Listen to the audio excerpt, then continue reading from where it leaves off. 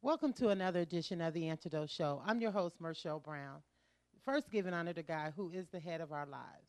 Um, Today, we have a young man who is no stranger to the Antidote Show. Actually, he was my third taping when I first started, and his story was so amazing. Now he's come back to tell you guys what he's doing, to give you a kind of a brief of his recent testimony. His name is Chris McClendan. Chris was a young man who played football for Stevenson High School here in Atlanta, Georgia, and had a terrible accident. And during that time, he was paralyzed. And when he came on the show the last time, he came on and they said that he wouldn't walk again and gave him all these bad things. But Chris had the the strength and the faith to believe that he would walk again. And he's not totally walking independent by himself. He's with one crutch now. He went from the wheelchair to the walker to two crutches. Now he's with one crutch.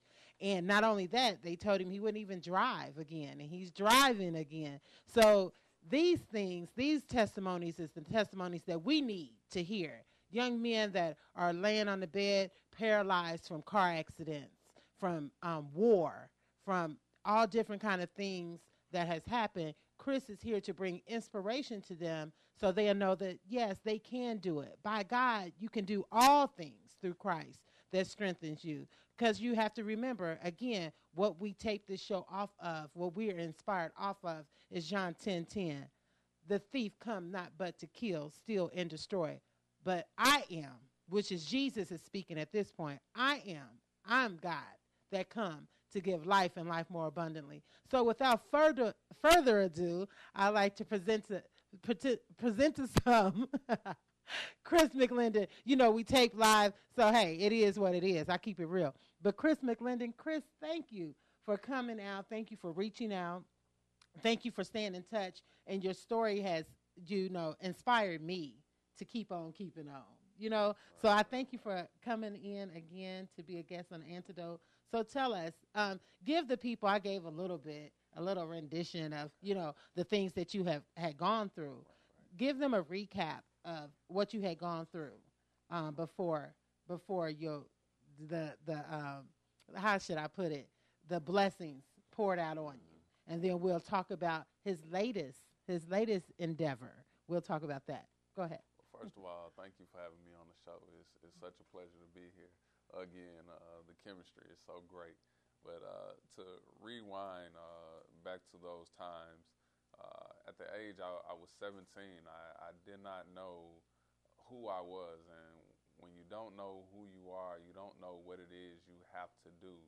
And therefore, you can stray from your path. And at the time, I was playing football, and I had a path. It was a gift. It was a career, something that God blessed me with, and I enjoyed it. I enjoyed it from the heart, and I did not know my mission, so others was able to tell me my mission and tell me who I was and what I should be doing. And from that, coming from a party with four guys in a car, I'm at the front passenger. We so close to home, and we hydroplaned.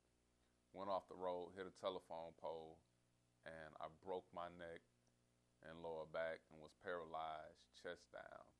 And I could just feel the angels of God coming in and just stabilizing me right then and there and say, I got you. I'm still with you. You're going to survive. You're going to be okay. I knew he just had to shake me up just a little bit just to get my attention. And since then, it's been so it's almost a loss of words, but it's so powerful, the type of relationship that I have developed with God, and I tried a new route. I didn't want to be in the streets no more. I wanted to try God, and you haven't tried everything until you try God. I could just imagine.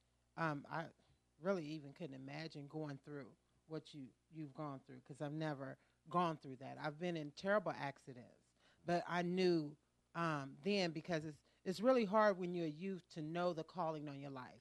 Many people can tell you have a great calling on your life, but when you're young, you don't understand really what a calling is, And really, the church has fallen so much because they don't nurture the calling when they see it. I think it's important that when they see young men with callings on their life, they should really bring them in. They should really give them the mentorship and the nurturing that they need to get to where God has called them.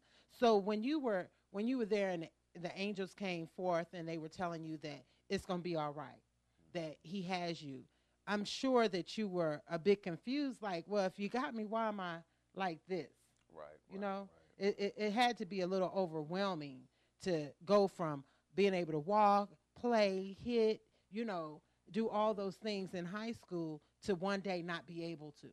Right. I'm sure there had to be a real good shaking. Yeah. Yeah. It really was. I mean, but reading the Bible, it says if your right hand calls you to sin, cut Cut it it off. off. If your eye calls you to sin, Pluck it out. plug it out.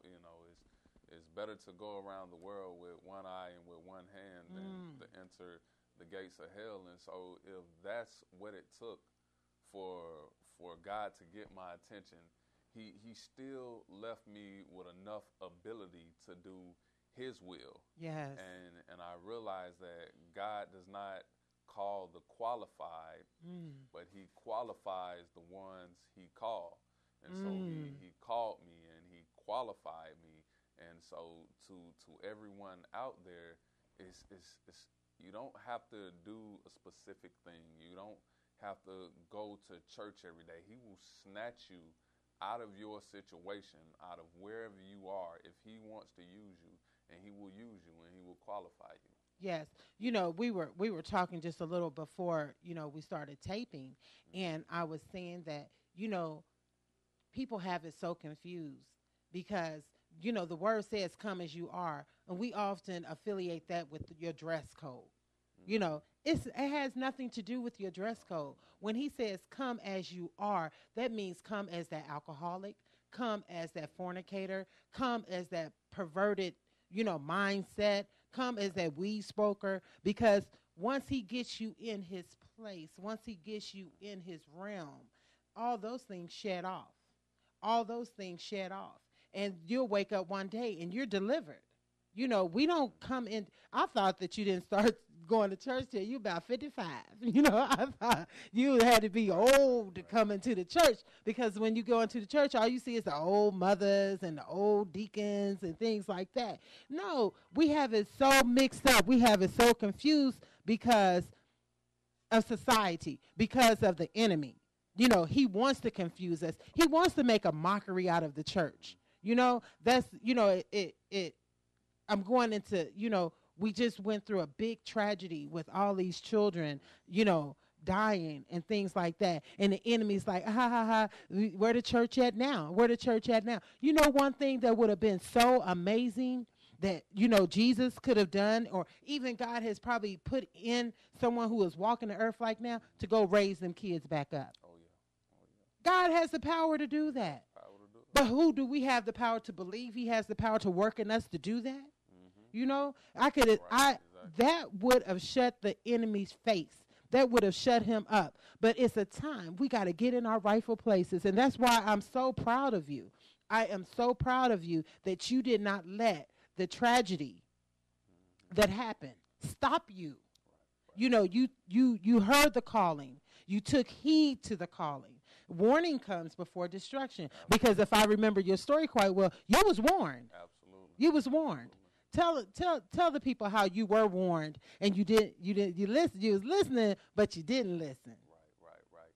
It's so important to recognize the voice of God. I mean, it's so important to have that relationship with Him, because He whispers to us. A lot of times He talks to us in a loud voice, but many times He whispered to us. And if we're in tune and we're in line, we can hear that whisper, and we will be warned and obey that warning before we actually get into what He's trying to prevent us, what He's trying to prevent from happening. In the night of my accident, I mean, this is no lie, I was